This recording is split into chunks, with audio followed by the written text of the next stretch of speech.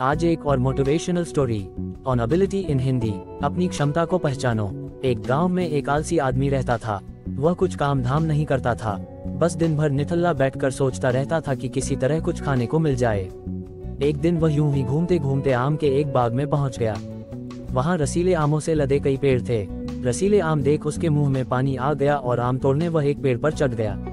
लेकिन जैसे ही वह पेड़ पर चढ़ा, बाग का मालिक वहां आ पहुंचा। बाग के मालिक को देख आलसी आदमी डर गया और जैसे तैसे पेड़ से उतरकर वहां से भाग खड़ा हुआ। भागते भागते वह गांव में बाहर स्थित जंगल में जा पहुंचा। वह बुरी तरह से थक गया था, इसलिए एक पेड़ के नीचे बैठकर सुस्ताने लगा। तभी उसकी नजर एक लोमड़ी पर पड़ी।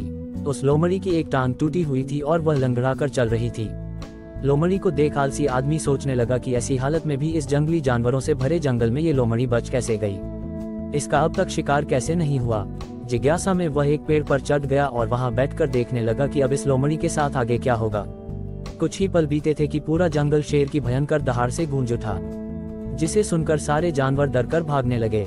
लेकिन लोमड़ी अपनी टूटी टांग के साथ भाग नहीं सकती थी, वह वहीं खड़ी रही। शेर लोमड़ी के पास आने लगा।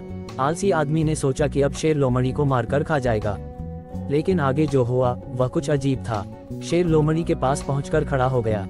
उसके मुंह में मांस का एक टुकड़ा था, जिसे उसने लोमड़ी के सामने गिरा दिया। लोमड़ी मांस के उस टुकड़े को खाने लगी। थोड़ी देर बाद शेर वहां से चला गया।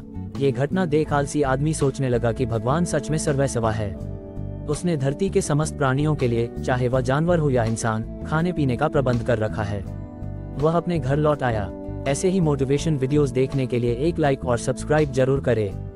घर आकर वह 2-3 दिन तक बिस्तर पर लेटकर प्रतीक्षा करने लगा कि जैसे भगवान ने शेर के द्वारा लोमड़ी के लिए भोजन भिजवाया था, वैसे ही उसके लिए भी कोई न कोई खाने पीने का सामान ले आएगा। लेकिन ऐसा कुछ नहीं हुआ। भूख से उसकी हालत खराब होने लगी। आखिरकार उसे घर से बाहर निकलना ही पड़ा। घर के बाहर उसे एक पेड़ के नीचे बैठे हुए बाबा दिखाई पड़े। वह उनके पास गया और जंगल का सारी बातें सुनाते हुए वह बोला, बाबा जी, भगवान मेरे साथ ऐसा क्यों कर रहे हैं? उनके पास जानवरों के लिए भोजन का प्रबंध है, लेकिन इंसानों के लिए नहीं। बाबा जी ने उत्तर दिया, बेटा, ऐसी बात नहीं है। भगवान के पास सारे प्रबंध है, दूसरों की तरह तुम्हारे लिए भी। लेकिन बात यह है कि वे तुम्हें लोमड़ी नहीं शेर बनाना चाहते हैं। इस कहानी से हमने क्या सीखा? हम सबके भीतर क्षमताओं का असीम भंडार है, बस अपनी अज्ञानतावश हम उन्हें पहचान नहीं पाते और स्वयं को कमजोर समझकर दूसरों की सहायता की प्रतीक्षा करते रहते हैं। स्वयं की क्षमता पहचानिए, दूसरों की सहायता की प्रतीक्षा मत करिए।